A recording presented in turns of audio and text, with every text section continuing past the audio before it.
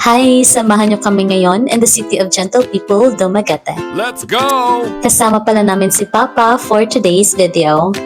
Galing pala si Papa sa part ng Luzon, kaya itutour namin ngayon si Papa sa Dumaguete. Ito pala yung school ko ng college, Negros Oriental State University. Dito rin ako nag-graduate. At nagtapos ako sa kursong Bachelor of Science in Psychology. Wala lang, share lang guys. Yeah! Una kasi naming pinuntahan ang Freedom Park, kung saan nasa tapat lang ng school na to. Madami na kasing nagbago sa Freedom Park. At maganda na siya kung i-compare mo nung year na nag-start akong mag-aral way back 2016.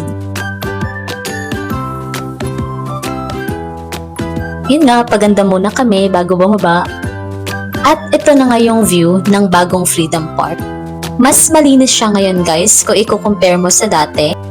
At napakaganda ng signage ng name ng Negros Oriental.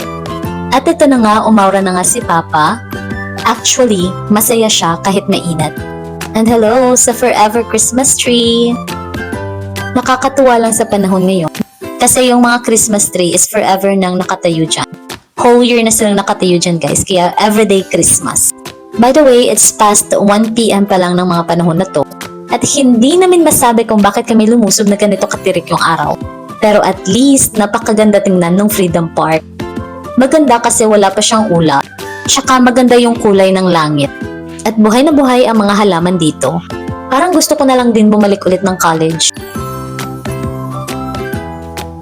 Nandito pala sa Freedom Park yung Kapitolyo ng Negros Oriental. At dito sa area na to, dito kami nagpa-practice pag meron kaming sayaw sa PE. Kaway-kaway sa lahat ng mga nurse graduate. Magkalapit lang yung nurso at Kapitolyo, kaya pag may event yung Kapitolyo, nakakapunta ka agad kami. Ito pala yung main entrance ng nurso. Azure blue and lily white talaga yung kulay ng nurso. Kung taga-nurso ka, kabisado mo na yung nurso hymn. At ayun na nga, ako naman yung nag-flex ng school namin. It's been over a year na rin since nag-graduate ako dito sa nurso. Kaway-kaway lang din sa may mga memories dito. And since 2 hours mahigit na kami dito, kaya pupunta na kami ng Boulevard. Naglakad lang kami niyan guys.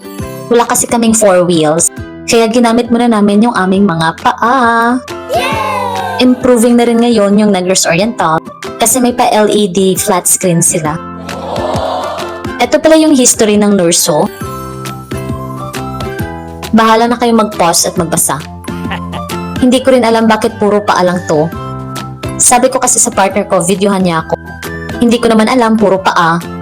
Kunwari maganda. Gusto ko lang talagang magpa-video dito sa murals ng psychology department. Ewan ko nga ba sa videographer kong to? Hindi mapakali talaga yung video niya eh. Hindi na nga na-fulfill yung expectation ko. Hay nako talaga.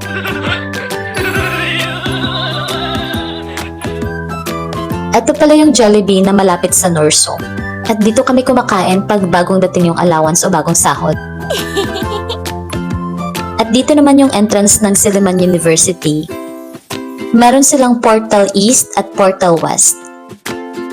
At nandun yung Portal East. At dito naman ang Portal West. Feel ko lang siyang i-flex. Nandito na nga kami sa Boulevard. At si Papa masayang naglalakad, no? Nandito na nga tayo ngayon sa iconic na signage ng Dumaguete. Maganda talaga yung panahon ngayon, kaya maganda magpa-picture din dito. At ayan na nga yung videographer ko na puro paa kinuha. Gusto ko talaga dito sa Dumaguete kasi napaka-peaceful lang niya. Aside sa konti lang yung tao, malinis-linis din naman siya. Originally guys, balak ko talagang bumalik ng Maynila after graduation. Kaso hindi ko tinuloy kasi nakahanap na rin naman ako ng trabaho dito. Kahit maliit lang yung sweldo, provincial rate lang din kasi dito. Pero ayos lang din kasi maganda naman tumira dito. Kaya parang ayoko na rin namang bumalik ng Maynila. Kasi sa Maynila, maiinis ka. Galing na kasi talaga ako ng Luzon, Manila and Cavite ako. Nagtrabaho ako doon from 2009 to 2016. Na-heartbroken ako kaya umuwi ako dito at nag-aral. Oh my God! At yun na nga guys, dinala ko si Papa dito sa Tempurahan. Ito yung talagang number 1 location ng mga taong pumupunta dito sa Boulevard. Napakahangin talaga ng araw na to. Yung mismong nililipad pati kaluluwa mo. Ayun nga, nagpuyod na rin ako. Kasi pinasok na rin ng hangin yung ulo ko. At ayun nga, Shibuga na. Dito ko lang muna dinala si Papa kasi budget meal, marami pang utang binabayaran. Hindi pa natin afford yung restaurant.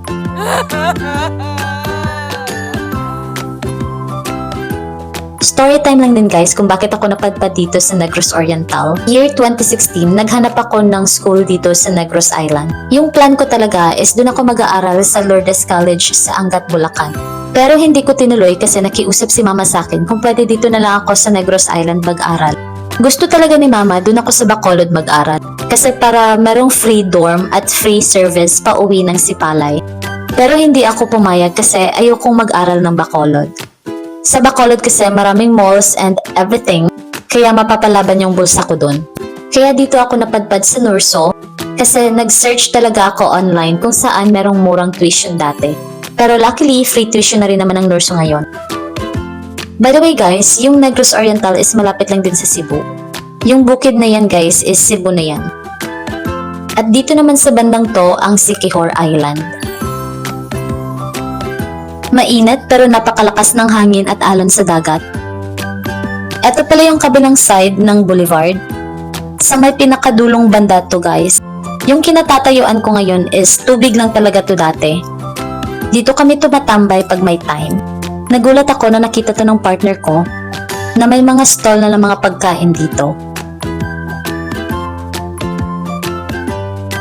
Ito yung mga stall na nakatayo dito. Actually, yung mga nakapwesto dito is yung usual na nakapwesto every Buglasan Festival. Maganda dito guys, marami kang mapagpipilian. Meron silang mga inasal, may milk tea at iba pa. Maganda pumunta dito pag hapon, yung tipong paggabi na, kasi mas ma-appreciate mo yung ganda ng boulevard. At pauwi na nga kami, naglakad lang din kami papunta ng terminal. Nahagar na talaga ang inyong mama.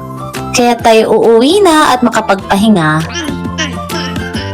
Kinabukasan pala guys, flight na ni Papa pabalik ng Maynila. Nag-absent talaga ako nito sa work para lang makapag-banding kay Papa.